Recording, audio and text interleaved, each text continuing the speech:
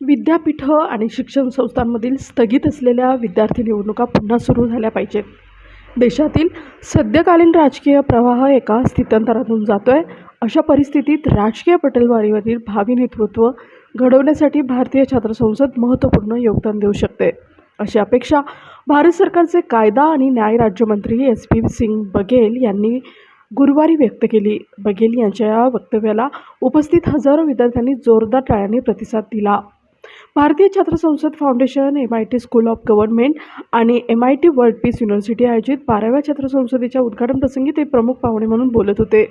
इस्रोचे माजी अध्यक्ष कैलासवादी सिवन, पर्यावरण अभ्यासक पद्मभूषण अनिल प्रकाश जोशी, JK उद्योग समूहाचे CEO अनंत सिंघानिया व प्रसिद्ध शास्त्रीय गायिका श्रीमती कौशिकी चक्रवर्ती हे सन्माननीय अतिथी म्हणून उपस्थित होते.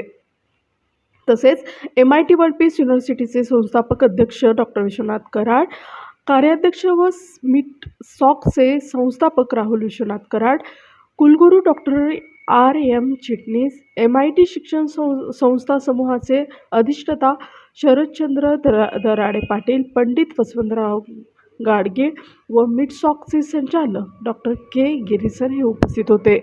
श्री बघेल म्हणाले, रामराज्य हे आदर्श प्रशासनाचं उदाहरण होतं, हे आपण आजही मान्य करतो.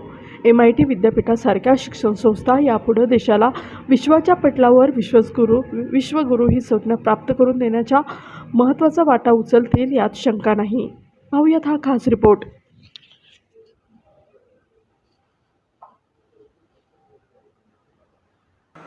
उन्होंने अपनी प्राथमिकता में संपत्ति बहुत ज़्यादा खरीदने की जगह उन्होंने शिक्षा पर ध्यान दिया. आपके बैनर पर पीछे मैं देख रहा था, लिखा हुआ है डेमोक्रेसी, लीडरशिप और गवर्नेंस. ये आपका मोटो है. परिभाषा भी किसी ने अब्राहम लिंकन की कही थी, government of the people, for the people, by the people. जनता का राज, जनता के लिए, जनता के द्वारा. अमेरिका कहता है कि हम ओल्डेस्ट डेमोक्रेसी हैं, हम कहते हैं हम लार्जेस्ट डेमोक्रेसी हैं. मैं अमेरिका की इस बात से सहमत नहीं हूं कि वो ओल्डेस्ट डेमोक्रेसी हैं. पता नहीं उनके यहाँ सतयुग, द्वापर, त्रेता और कलयुग का कंसेप्ट है या नहीं. हमारे यहाँ है. द्वापर को गुजरे हुए 5400 साल हो गया है. तो सोचिए कि त्रेता को कितने लाख साल हो गए होंगे. हम ही ओल्डेस्ट डेमोक्रेसी हैं, क्योंकि त्रेता में भगवान राम का जब राज्य था तब मुकम्मल डेमोक्रेसी थी. अंतिम अनुसूचित जाति का धोबी व्यक्ति वाशरमैन राजा की रानी के खिलाफ विचार और व्यक्ति की स्वतंत्रता का फायदा उठाते हुए एक कमेंट करता है और राजा उसको स्वीकार करता है और अपनी पत्नी की अग्नि परीक्षा करवाता है जब अमेरिका अस्तित्व में भी नहीं था. तो we are the oldest democracy also. ये बीच में थोड़ा गड़बड़ हुआ है, राजतंत्र आया है. आप लीडरशिप की जो बात कर रहे हैं,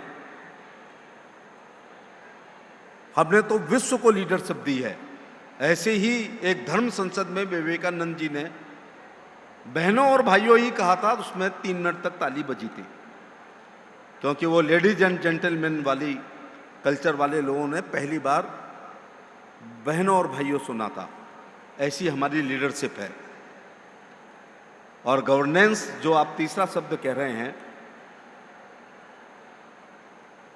अभी भी दुनिया का सबसे अच्छा राज्य राम राज्य कहलाता है जो भारत में हुआ. इससे अच्छी गवर्नेंस क्या हो सकती है. दैहिक दैविक भौतिक तापा, राम राज्य नहीं काहू व्यापा, जिसमें किसी भी प्रकार का कष्ट जनता को नहीं होता था और भेड़ और शेर एक घाट पे पानी पीते थे. बिरला साहब, अनिल अंबानी साहब, विजय माल्या साहब, अमर सिंह साहब जब MP बने तो मैंने वो भी पैसा कमाना भी छोड़ दिया. इसलिए देश की हर विधा का, इसरो के बैठे हैं लेकिन एटॉमिक एनर्जी के राजा रमन्ना साहब हमारे यहाँ MP बन कर के आए थे. मैं अभी बहुत से फील्ड छोड़ रहा हूँ, स्वामीनाथन साहब और कस्तूरी रंजन साहब. इसलिए बच्चों, जब ये सारे लोग 35 साल गुजारने के बाद राजनीति में आए हैं, मैं सीधे सीधे पीली चिट्ठी लेकर के आपके लिए आया हूं कि फिल्मों में जाने से पहले, क्रिकेट में जाने से पहले, उद्योगपति बनने से पहले, फूलन देवी की तरह डकैत बनने से पहले अथवा बड़ा वकील बनने से पहले या CJI chief justice of India Ranganath Mishra और गोगोई बनने से पहले सीधे सीधे पॉलिटिक्स में आ जाओ, ये मैं आपको निमंत्रण देने के लिए आपके बीच में आया हूँ। और ये आपकी जिम्मेदारी है, क्योंकि भारत भूमि का एक टुकड़ा नहीं है, ये जीता जागता राष्ट्र पुरुष है। बंगाल और पंजाब इसके दो मजबूत कंधे हैं, कश्मीर इसका मस्तिष्क है, गौरी शंकर इसकी जटाएं हैं, पूर्वी और पश्चिमी घाट इसकी दो जंघाएं हैं, विंध्याचल इसकी कमर है और नर्मदा इसकी गर्दनी है, कन्याकुमारी इसके पैर हैं, कंकर इसका शंकर है, सूरज और चांद इसकी आरती उतारते हैं। ये तर्पण की भूमि है, ये अर्पण की भूमि है। हम जिएंगे इसके लिए और हम मरेंगे इसके लिए। राहुल जी की एक बात का जवाब जरूर देना चाहूँगा कि आप इंडिया को भारत चाहते हैं, मैं भी इससे अपने को संबद्ध करता हूँ, मैं संबद्ध करता हूँ। लेकिन लोक भाषा पर ध्यान दीजिए, लोक भूषा पर ध्यान दीजिए, लोक भोजन पर ध्यान दीजिएगा। अंग्रेजी रुतबे की भाषा है, माध्यम की भाषा है, नौकरी की भाषा है। कृपया घर में मत आने दो। घर में मराठी बोलो, कन्नड़ बोलो, तेलुगु बोलो, हिंदी बोलो, तमिल बोलिएगा, भोजपुरी बोलिएगा। आप जिस भारत की बात कर रहे हैं उसको खतरा कितना है? कुत्ते के साथ अंग्रेजी बोली जा रही है, लूसी गो, लूसी सेट।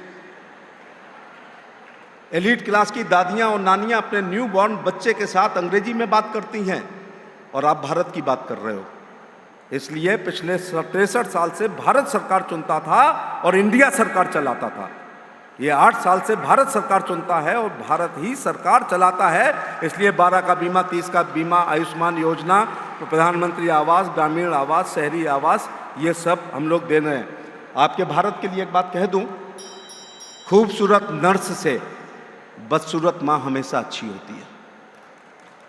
इसलिए हमारी हिंदी, हमारी मराठी, हमारी कन्नड़, हमारी तमिल, हमारी तेलुगु, ये हमारी माँ हैं, भले ये थोड़ी सी खूबसूरत ना हो। तो भारत जब मुकम्मल करना चाह रहे हो, इसलिए भी करना है कि भारत की सभ्यता, संस्कृति, धर्म, अध्यात्म को बहुत सारे खतरे हो गए हैं। 1191 में तराई के युद्ध में हम जीत गए, 1192 में हार गए। लम्हों ने खता की, सदियों ने सजा पाई।